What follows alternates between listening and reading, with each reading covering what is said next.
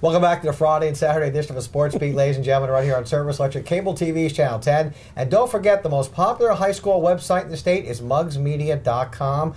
The only high school sports website that has an actual show on it. I mean, there's a lot of pretenders out there, as you well know. Dan, we're up to field hockey now. This portion of the show is sponsored by the Soccer Post, Lacrosse USA, and Lafayette Village. Folks, if you need anything for field hockey or soccer, would you please shop locally at the Soccer Post, Lacrosse USA. Mention Muggs Morelli and you get a discount. So what are you waiting for? I mean, your cleats are wearing down. I don't want to say anything, but you have to get new cleats, all right? Okay, thank you. All right, Dan, field hockey. Newton and Pope John, the big story. You want to lead off with Newton? Yeah, with the realignment, Newton and Pope John didn't get to play each other, which kind of stinks for us. You know, it would have been a clear-cut choice. I would have liked to have seen that, yeah. Who the best team is, you know. Maybe we can get them together Thanksgiving weekend. You know, we'll see if they can play a game. And Sparta and Pope John football that weekend. Exactly, right? So we'll see what happens. Yeah. But Newton won the Freedom Division. It was a struggle because Wallkill Valley had a good year. Hackettstown, which came into that division, is very good. Gene DeMeo does a terrific job there. But the Braves won another title, and they just keep winning over there in Newton. And that's because of Lisa Bechtel and her staff, her, Mary Licata, Mary McCarthy. They do a great job this year. The Mosner twins, Ashley and Paige, terrific. Emily Bird, Harley McMahon, Tess Lochran in goal, Katie Clausey. They lost into the Group 2, eventual Group 2 champs, Madison, in the state tournament.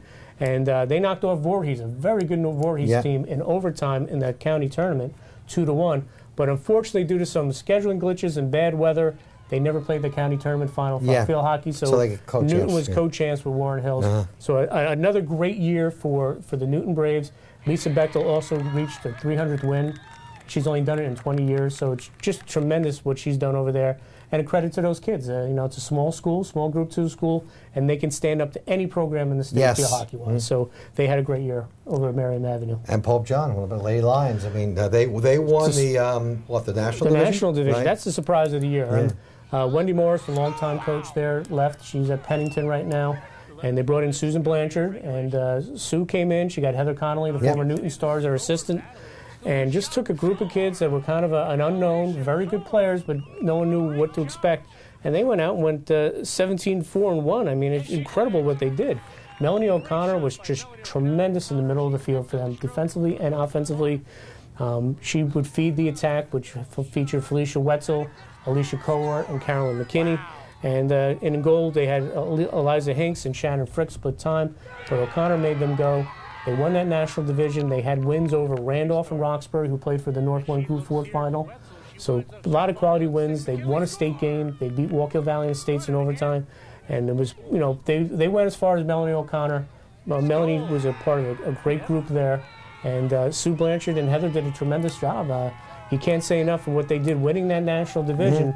And beating the teams they did was just tremendous. And like I said, I just wish they would have played Newton. Yeah, that would have been a great game to watch. And by the way, Heather Connolly is still being recruited by colleges. She had to leave college because of the death of her mother, but a lot of teams still want her to play. Yes. Because she has some eligibility left. A lot of colleges. She's got 3 years left, I believe. She went down to Ryder for a year. So a lot of colleges are saying, hey, come here and play for us. Anyway, some coaching milestones this year, right? Yeah, we mentioned Lisa, but before Lisa, Irene Trinati got her 300th win. She has the most wins of all the field hockey coaches.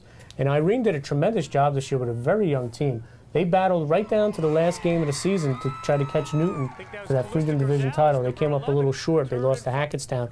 But, some young players for them. Andriana Nordland, freshman, tremendous year. Their goalie, Emily Stukenborg, is a freshman, tremendous.